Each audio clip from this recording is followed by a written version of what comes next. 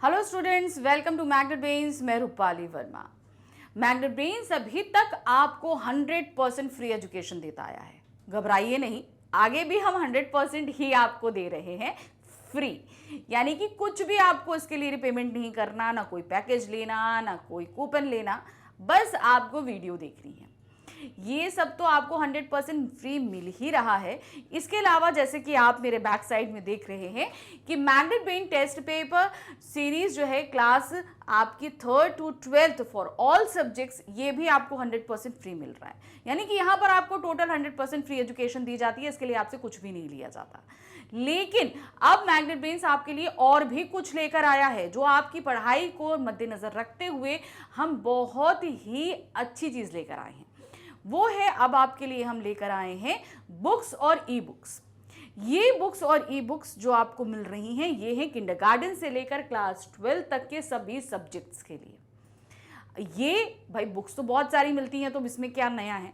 नया है भाई, बहुत कुछ नया है जो आपको पढ़ाई में बहुत ज़्यादा मदद करेगा। कैसे मदद करेगा, चलिए अब देखते हैं। जैसे हम कोई भी चैप्टर पढ़ना शुरू करते हैं, सबसे पहले हमने कोई चैप्टर लिया तो सबसे पहले हम क्या देखना चाहते हैं? सबसे पहले हम करते हैं डिटेल एक्सप्लेनेशन, ठीक है। फिर उसके बाद हम आते हैं एनसीईआरटी सॉल्यूशन, फिर उसके आते हैं हम कंप्लीट चैप्टर रिवीजन, फिर हम एमसीक्यूज करते हैं, फिर हम टेस्ट पेपर करते हैं, फिर हम सैम्पल पेपर करते हैं, फिर उसके बाद हम प्रीवियस ईयर क्वेश्चन पेपर करते हैं। तो देखिए, हमने किसी एक चैप्टर को हमने कितने स्टेप्स में काम किया ना, तो उतने ही स्टेप में आपके पास अलग अलग बुक्स हैं। मतलब कैसे? तो देखिए, सबसे पहले हमने डिटेल एक्सप्लेनेशन किया, तो हमारे पास एक पूरी ऐसी बुक है जिसमें हमारे सारे ही चैप्टर के डिटेल एक्सप्लेनेशन रहेंगे। वो बुक हो जाएगी हमारी थ्योरी बुक।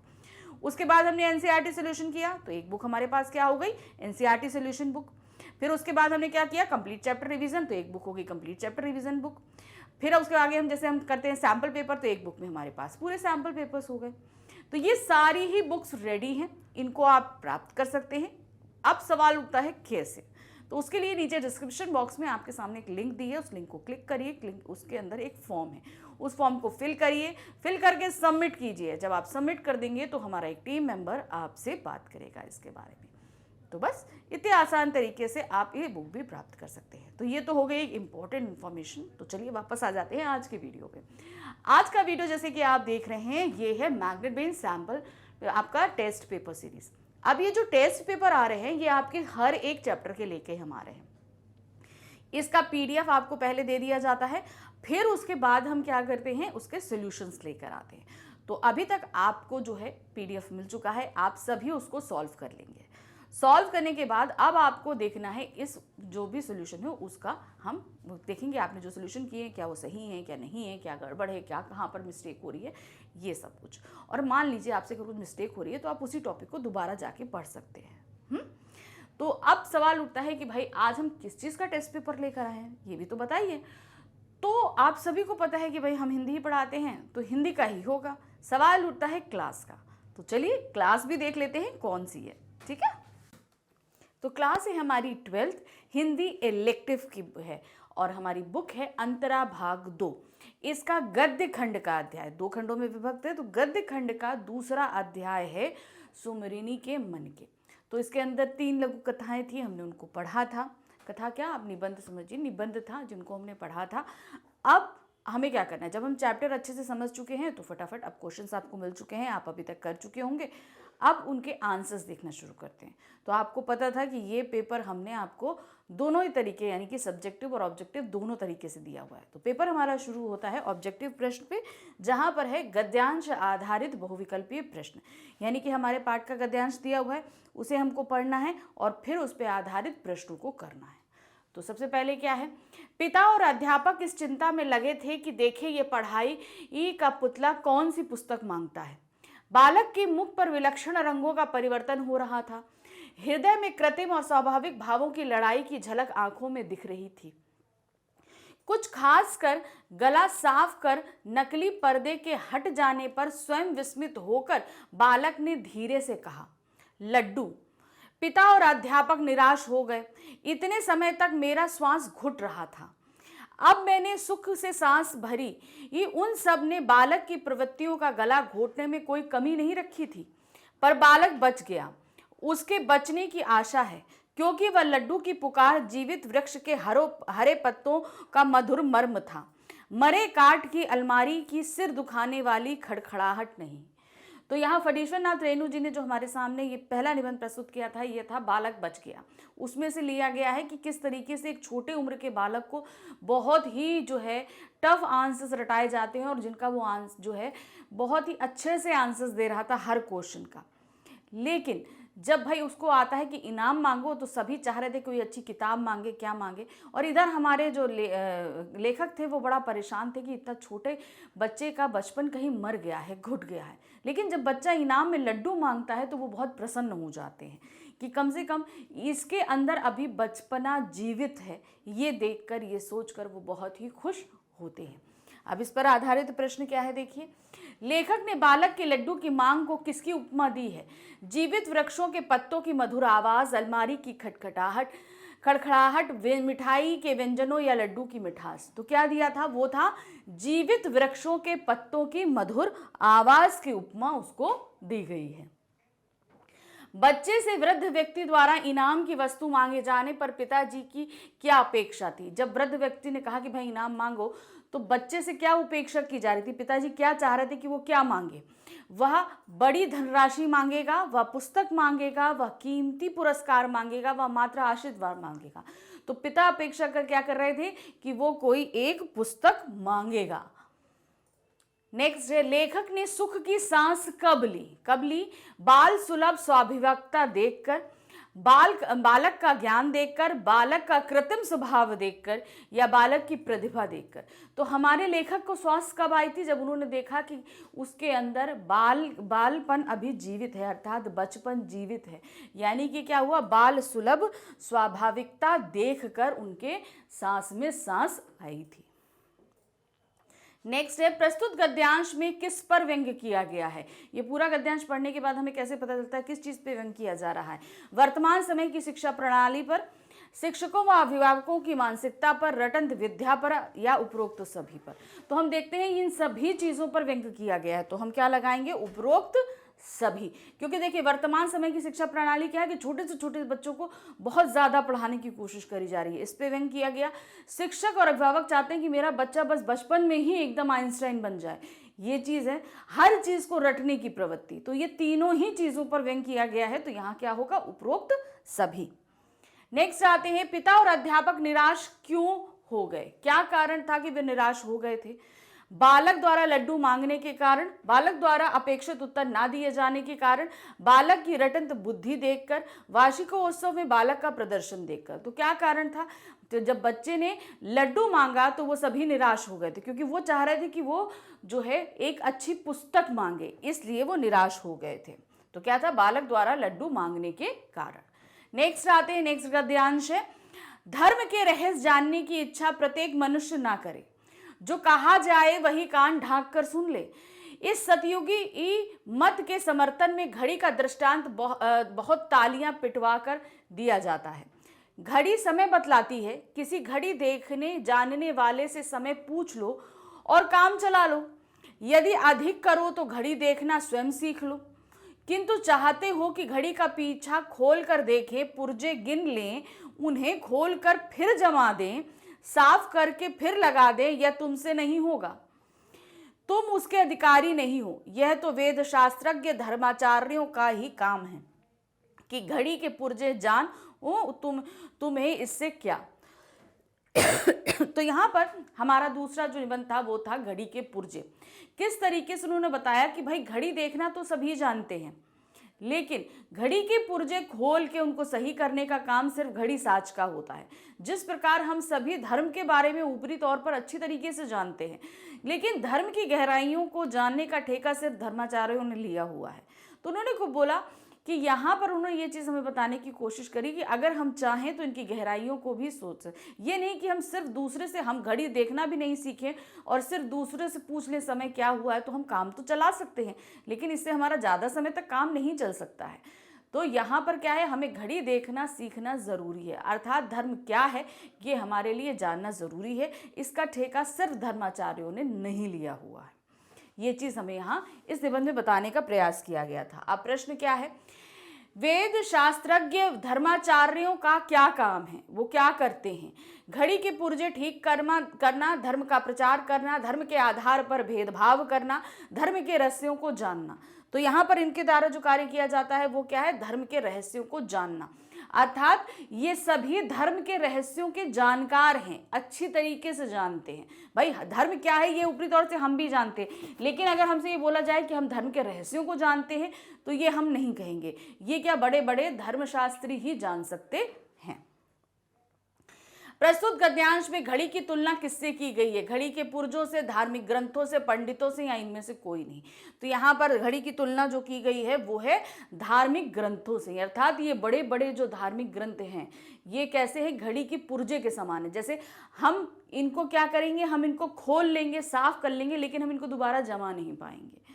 तो यहाँ पर उसी तरीके से है कि हम धर्मशास्त्रों को पढ़ सकते हैं अच्छे से, लेकिन हम उनको समझ नहीं पाएंगे जब तक हमें कोई उसके लिए गाइड नहीं करेगा। प्रस्तुत गद्यांश का मूल भाव क्या है? प्रत्येक जन को धर्म का समझना व जानना आवश्यक है। प्रत्येक जन को घड़ी का ज्ञान होना आवश्यक है। धर्माचार्यों की बातों का ही पालन करना चाहिए। धर्म की व्याख्या धर्माचार्य ही कर सकते हैं। तो यहाँ पर प्रस्तुत गद्यांश का जो मूल भाव है वो क्या है? प्रत्येक जन को धर्म को समझना और जानना आवश्यक है। हमें भी जानने का हक है आखिर धर्म क्या है, हम कोशिश करें तो हम भी जान सकते हैं। गद्यांश के अंतिम कथन से क्या आश्रय है? क्या है? सामान्य जन धर्म को जानने का प्रयास ना करे। धर्म के रहस्य को जानने का काम सिर्फ धर्माचार्यों का है। सामान्य जन को धर्म को सुनना और पालन करना चाहिए। सभी कथन सत्य हैं। तो जो अंतिम कथन था हमारे पूरे गद्यांश का, उसके हिसाब से क्या है? ये सभी कथन सत्य हैं। अर्थात सामान्य जन को जानने का प्रयास नहीं करना चाहिए। धर्म जानने का हक सिर्फ धर्माचार्यों को है। सामान्य जन को धर्म को सुनना और पालन करना चाहिए। मतलब हम उनके डीपली नहीं घुसे, सिर्फ सुन लें, जान लें और पालन कर लें, बस इतना ही हमें करना चाहिए। नेक्स्ट आते हैं, मनुष्य किसका अधिकारी नहीं है? समय जानने का, धर्म के रहस्य को जानने का, समय बताने का, या घड़ी के पुर्जे ठीक करने का। तो मनुष्य किस चीज का अधिकारी नहीं है? वो है धर्म के रहस्य को जानने का, उसको बिल्कुल भी अधिकार नहीं है। अब आते हैं हम तीसरे गद्यांश पे। क्या दिया है? आप कह सकते हैं कि जन्म भर के साथी की चुनाहट मिट्टी के ढेलों पर छोड़ना कैसी बुद्धिमानी। अपनी आंखों से जगह देखकर अपने हाथों से चुने हुए मिट्टी के ढेलों पर भरोसा करना क्यों बुरा है? और लाखों करोड़ों कोस दूर बैठे बड़े बड़े मिट्टी और आग के ढेलों, मंगल और शनिश्चर और बृहस्पति ई की कल्पित चाल के कल्पित हिसाब का भरोसा करना क्यों अच्छा है? यह मैं क्या कह सकता हूं? बकौल वात्सायन के आज का कबूतर अच्छा है कल के मोर से, आज का पैसा अच्छा है कल की मोहर से, आंखों देखा ढेला अच्छा ही होना चाहिए लाखों कोस दूर के तेज पिंड से। तो यहाँ पर हमारा जो ये निबंध है ये तीसरा था, ढेले चुन लो। तो वहां पर क्या थी वैदिक काल में कि ढेले चुनकर जो है वो विवाह तय किया जाता था। होता था ना, मिट्टी के ढेले लेकर वार आता था और कन्या को उसमें से चुनना होता था। तो वो उस पे ये आधारित था। अब यहाँ पर इन्होंने हमें, एक लेखक ने क्या बताया है कि भाई खुद चुने गए ढेलों पर तो हम यकीन कर सकते हैं, बाहर जो इतने करोड़ों दूर ये जो पिंड घूम रहे हैं जिनको हमने देखा नहीं, समझा नहीं, उन पर हम क्यों यकीन करते हैं? जिस तरीके से है कि आज जो हमारे पास धन है हमें उसे यकीन करना चाहिए, यानी कि जो भविष्य में होने वाला है पता नहीं होगा कि नहीं होगा, वहां पर हमें क्या मिलेगा उस पर हमें यकीन करना। तो जो अभी प्रेजेंट है हमें वो चीज़ जाननी चाहिए। भविष्य क्या है जिसे हमने देखा नहीं, जाना नहीं, समझा नहीं, उस पर हम क्यों यकीन करें? तो उसी तरह उन्होंने कहा कि भाई ये ढेले जो मिट्टी के हैं ये तो खुद मनुष्य द्वारा चुने जाते हैं, तो इन पे यकीन किया जा सकता है। ना कि आज के समय में क्या होता है कि भाई आपका मंगल भारी है तो बृहस्पति भारी है तो शनिचर भारी है। जिन चीज़ों को हमने देखा नहीं उन पर यकीन करते हैं और उनके हिसाब से शादी ब्याह तय होते हैं। तो वो क्या है, वो क्या सही है? हमारे उन लेखक के हिसाब से वो बिल्कुल भी सही नहीं है। अब इस पर आधारित प्रश्न है, वैदिक काल में जीवन साथी का चुनाव कैसे किया जाता था? गुण देखकर, योग्यता देखकर, ढेलों को चुनकर, या बाल प्रतियोगिता जीतकर? तो किस तरीके से होता था? ढेलों को, मिट्टी के ढेलों को चुनकर होता था। प्रस्तुत गद्यांश में लेखक ने किस पर व्यंग किया है? सामाजिक अंधविश्वास पर, आधुनिक वैवाहिक प्रणाली पर, वात्सायन के विचारों पर या उपरोक्त सभी? तो यहां पर जो उन्होंने व्यंग किया है वो है सामाजिक अंधविश्वास पर, यानी कि हम आंख बंद कर जिस पर विश्वास कर रहे हैं, जिसको हमने देखा नहीं उस पर विश्वास कर रहे हैं, उस पर उन्होंने व्यंग किया है। नेक्स्ट आते हैं, गद्यांश की अंतिम पंक्तियों का मूल भाव क्या है? जो पंक्तियां दी गई थी उसका मूल भाव क्या समझाने की कोशिश करी गई है उसमें, कि हमें विश्वास करना चाहिए, नहीं करना चाहिए, क्या है? तो क्या है, हमें यथार्थवादी दृष्टिकोण अपनाना चाहिए, अर्थात जो हमारे सामने है प्रैक्टिकल, वास्तविक तौर पे हमें उस पर यकीन करना चाहिए। हमें वर्तमान पर विश्वास करना चाहिए, यानी कि प्रेजेंट पे, का खा दोनों, या हमें अतीत की रीतियों का पालन करना चाहिए। तो क्या चीज हमें अंतिम पंक्तियों के हिसाब से बताया गया है? वो है हमें कि दोनों ही चीजें, अर्थात हमें जो प्रेजेंट है उस पर यकीन करना चाहिए, और जो चीज तथ्य हमारे सामने मौजूद है, यानी कि प्रैक्टिकली तौर पर हमें अपना पॉइंट ऑफ व्यू रखना चाहिए। लेखक ने किसके विचारों का समर्थन करते हुए यथार्थवादी दृष्टिकोण अपनाने की प्रेरणा दी है? तो क्या है, कालिदास, कबीरदास, वात्सायन या तुलसीदास? तो उन्होंने सीधे सीधे किस पे बताया है? वो है वात्सायन। लेखक ने किसे कल्पित हिसाब कहा है? किस चीज को बोला है जो इमेजिनेटिव है? कल्पित मतलब इमेजिनेटिव हिसाब है। ढेले चुनने को, रूढ़ियों को, ज्योतिषी ज्ञान को या मांगलिक दोष को? तो उन्होंने कल्पित जो बताया है वो है ज्योतिषी ज्ञान को। क्यों? ज्योतिष किस चीज को? जिसको उन्होंने खुद नहीं देखा उसकी गणना वो करते हैं, तो उसको उन्होंने क्या बताया है? सिर्फ कल्पित ज्ञान बताया है। अब इस प्रश्न के साथ हमारे ऑब्जेक्टिव प्रश्न खत्म होते हैं। अब हमारे शुरू होते हैं सब्जेक्टिव, यानी कि हमें अब वर्णनात्मक प्रश्नों के उत्तर देने हैं। सर जितने भी क्वेश्चंस हैं सबका हम डिटेल में आंसर लिखेंगे। तो प्रश्न संख्या 16 है, बालक बच गया कहानी बाल मनोविज्ञान की कहानी है, सो उदाहरण प्रतिपादित कीजिए। तो यहाँ पर हमने देखा था कि किस तरीके से बच्चे की मनोदशा के बारे में लेखक ने यहाँ लिखा है। ये वाकई में बाल मनोविज्ञान की कहानी है। तो क्या है, बालक बच गया कहानी में चंद्रधर शर्मा गुलेरी जी ने बाल मनोविज्ञान का सुंदर चित्रण किया है। आरंभ से अंत तक बालक की विभिन्न मनः स्थितियों का वर्णन कहानी के रूप में हुआ है। 8 वर्ष के बालक द्वारा कठिन प्रश्नों का उत्तर दिया जाना लेखक को असहज लगता है, क्योंकि यह उत्तर उसे रटाए गए हैं। इससे उसकी स्वाभाविकता नष्ट हो रही है। यानी कि जो एक बच्चे का बचपन होता है उसके ऊपर इतना प्रेशर दिया गया उसका कि उसका कहीं जो बालपन था वो दब गया है।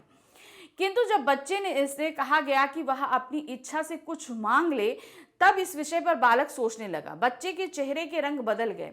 उसके मन की कृत्रिम यानी कि बनावटीपन और स्वाभाविक भावों की लड़ाई आरंभ हो गई, जो उसकी आंखों से स्पष्ट झलक रही थी। अब क्या था, जो इतने उसने क्वेश्चंस रटे थे, जो उसके एज के हिसाब से बहुत ज़्यादा थे, वो सभी चीज़ें बनावटी थी, और उसका भोलापन जो बचपना था वो क्या था, वो स्वाभाविक यानी कि नेचुरल था।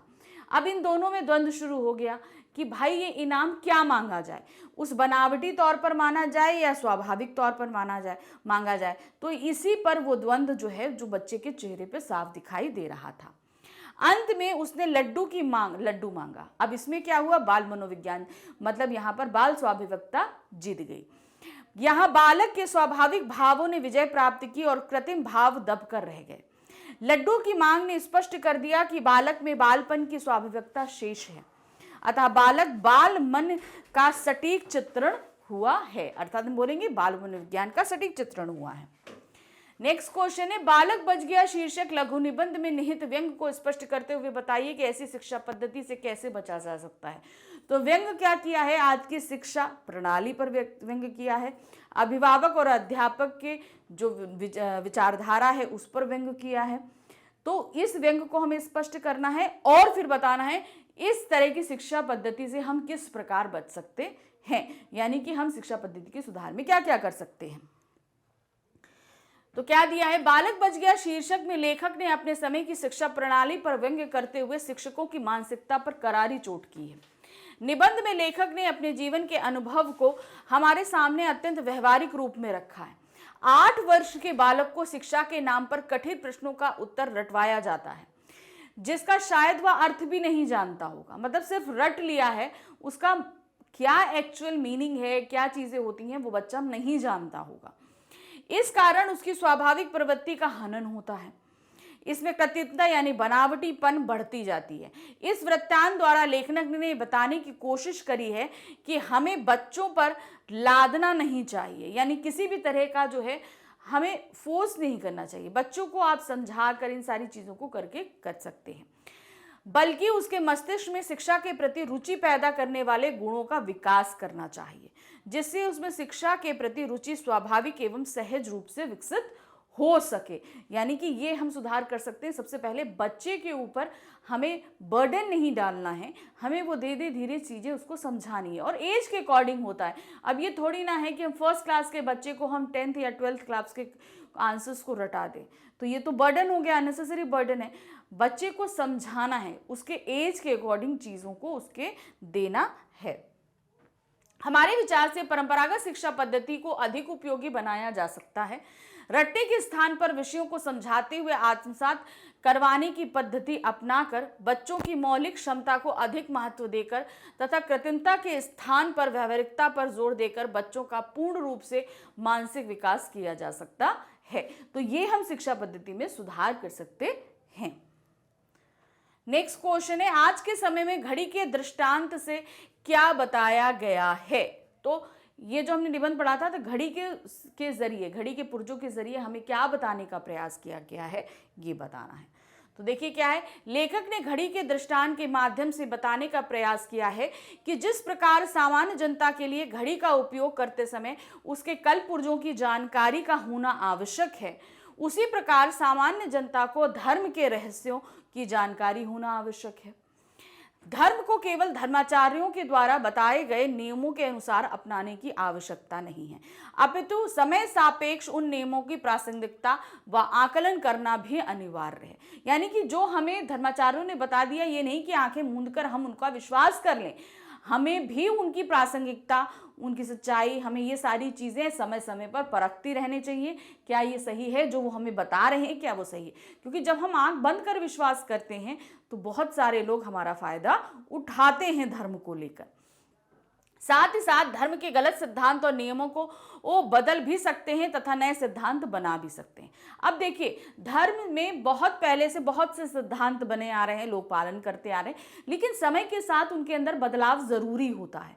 क्योंकि भाई पहले जो समय था, फिर जो समय आया, जो अब समय है, इन सभी में बहुत सारा डिफरेंस है।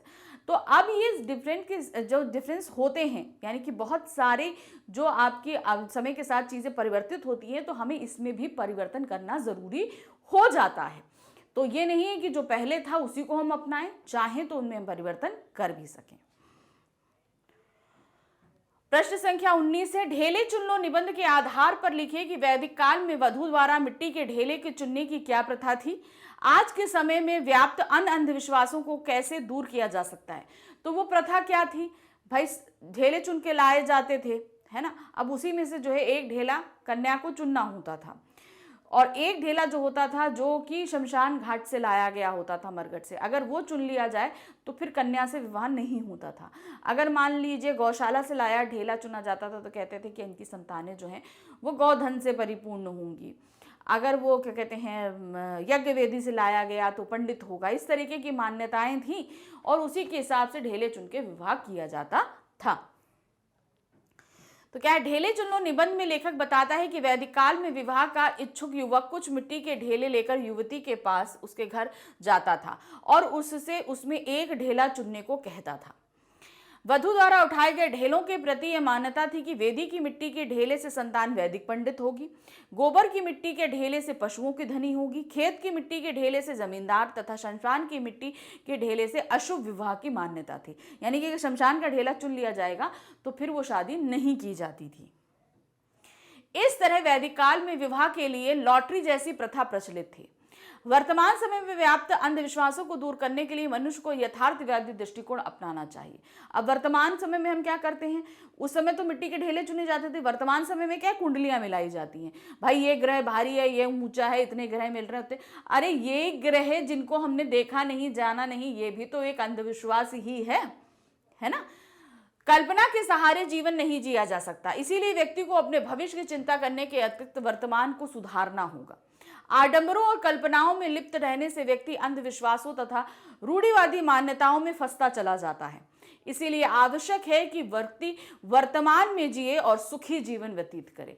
हम क्या करते हैं, हम कुंडली दिखाओ भैया उनसे विवाह अच्छा होगा कि नहीं होगा कि क्या है, तो ये भी एक तरह का अंधविश्वास है। हमारे पास जो प्रेजेंट है हमें उसमें जीना चाहिए। नेक्स्ट क्वेश्चन है, ढेले चुन लो निबंध का प्रतिपाद्य अपने शब्दों में लिखिए। तो अब ये पूरा जो हमारे पास हमने ये पढ़ा है निबंध, इसे हमें अपने शब्दों में लिखना है। तो क्या दिया है देखिए, ढेले चुन लो निबंध में लोक विश्वासों में निहित अंधविश्वासी मान्यताओं पर गहरी चोट की गई है। लेखक ने वैदिक काल में वर वधू चुनने के लिए अपनाई जाने वाली रूढ़िवादियों का निबंध में वर्णन किया है। जो पहले रूढ़ियां थी, जिस तरीके से जो है वर वधू का विवाह होता था। साथ ही यह संदेश भी दिया है कि जीवन से जुड़े हुए फैसले यानी कि विवाह आदि अंधविश्वासों के वशीभूत होकर नहीं लेने चाहिए, क्योंकि इन अंधविश्वासों और रूढ़ियों के आधार पर लिए गए फैसले हितकारी होंगे यह जरूरी नहीं है। मतलब जो रूढ़ियां हैं उनके हिसाब से, अगर मान लीजिए ढेले चुन ले, उसके हिसाब से अगर उसने क्या कहते हैं पशु गौशाला का ढेला चुना और बच्चा जो है वो गौ का मतलब गौधन का धनी नहीं हुआ तो क्या होगा। तो ये भी एक तरीके का क्या था, अंधविश्वास ही था कि मतलब ये चुन लो तो भविष्य में ये होगा। इस तरह से निर्णय अंधेरे में तीर चलाने के समान है। अतः मनुष्य को यथार्थवादी होकर अपने फैसले लेने चाहिए और यथार्थ को स्वीकार करना चाहिए। मेन क्या है, प्रैक्टिकली देखिए, जिसको आप चुन रहे हो क्या उससे आपका मेंटल लेवल मिल रहा है, आपके जो पॉइंट ऑफ व्यूज हैं वो मिल रहे हैं, क्या आपका जो मेंटल स्टेटस है वो आपका मैच करता है। ये सारी चीजें हमें देखनी चाहिए, ना कि ये देखना चाहिए कि भाई कुंडली में ग्रह नहीं मिल रहे हैं तो उसका मंगल भारी है, तो उसका शनिचर भारी है, तो बृहस्पति भारी है। ये सब चीजें जो है ही नहीं यथार्थ में, उनके ऊपर हम कैसे यकीन करें। मेन क्या है, हमारी कंपेटेबिलिटी कैसी होनी चाहिए, हमें इस पे यकीन करना चाहिए। तो इस तरीके से हमने फटाफट पूरा टेस्ट पेपर कर दिया।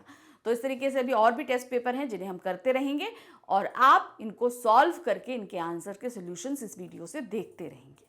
प्रैक्टिस बहुत ज़रूरी होती है, प्रैक्टिस एक बार में नहीं होती। पूरा साल जब हम अच्छा पढ़ते हैं तब कहीं जाकर हमारी परीक्षाओं में हमारे नंबर अच्छे आते हैं। तो ये टेस्ट पेपर आपके लिए प्रैक्टिस पेपर्स ही हैं, हर चैप्टर के साथ आ रहे हैं। इनकी प्रैक्टिस ज़रूर करिए क्योंकि ये आपको बहुत ज़्यादा हेल्प करेंगे आपके फाइनल एग्ज़ाम्स में, आपके मार्क्स को अच्छा करने के लिए, आपकी मिस्टेक्स को दूर करने के लिए, आपकी हैंडराइटिंग को सुधारने के लिए, आपकी स्पीड बिल्डअप करने के लिए। तो मतलब आपको खाली एक प्रैक्टिस करनी है और इससे आपके फ़ायदे बहुत सारे हैं, है ना। तो ये तो हो गया आज का वीडियो और आते हैं एक छोटी सी इन्फॉर्मेशन पे, ये और बहुत ही इम्पॉर्टेंट, वो है कि मैग्नेट ब्रेन्स अब आपके लिए लेकर आया है बुक्स और ई बुक्स। ये बुक्स ई बुक्स आपको मिल रही हैं किंडरगार्टन से लेकर क्लास 12 तक के सभी सब्जेक्ट्स के लिए। भाई बुक तो रेडी कर दी, लेकिन इनको हमने और ज़्यादा आसान आपके लिए किया है, यानी कि इनको हमने अलग अलग कैटेगरीज में डिवाइड किया है। कैसी कैटेगरीज, जैसे कि हम लोग सबसे पहले चैप्टर्स पढ़ते हैं तो उसका डिटेल एक्सप्लेनेशन करते हैं। तो हमारे पास एक बुक है जिनमें से सारे ही हमारे चैप्टर के डिटेल एक्सप्लेनेशन रहेंगे, वो है हमारी थ्योरी बुक। उसके बाद हम करते हैं एनसीईआरटी सॉल्यूशन, तो एक बुक हमारे पास है एनसीईआरटी सॉल्यूशन बुक। तो इस तरीके से अलग अलग कैटेगरी की बुक रेडी है। इन्हें प्राप्त करने के लिए नीचे डिस्क्रिप्शन बॉक्स में एक लिंक दिया गया है जिसके अंदर एक फॉर्म है, उसे क्लिक करिए। क्लिक करते ही जो फॉर्म आएगा उसे फिल करिए, फिल करके सबमिट करिए। जल्द ही हमारा एक टीम मेंबर आपसे इस बुक के रिकॉर्डिंग बात करेगा। तो बुक भी प्राप्त करके आप बहुत ही अच्छे से अपने सभी एग्ज़ाम्स कर सकते हैं, प्रैक्टिस कर सकते हैं, प्रिपरेशन कर सकते हैं। ठीक है, तो अभी और भी आगे वीडियो हैं जिनमें हम टेस्ट पेपर कराएंगे। तो फिर मिलेंगे, बाय बाय।